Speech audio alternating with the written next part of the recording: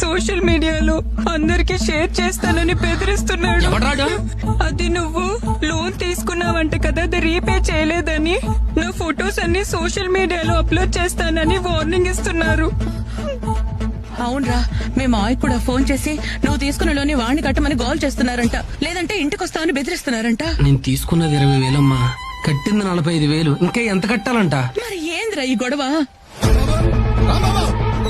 చేసిందంతా చేసే లోపల దాక్కుంటా పెట్టరా, బయటికి రా.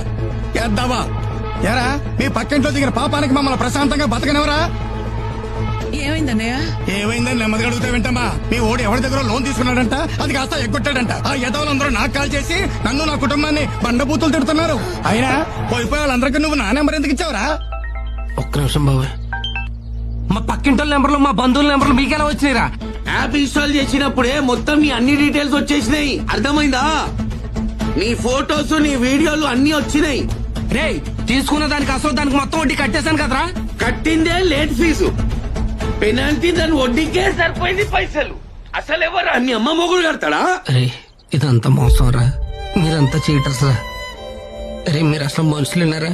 ఏదో అవసరంలో కొద్దిగా లోన్ తీసుకున్న పాపానికి నన్నెంత లైన్స్ ఇస్తారా?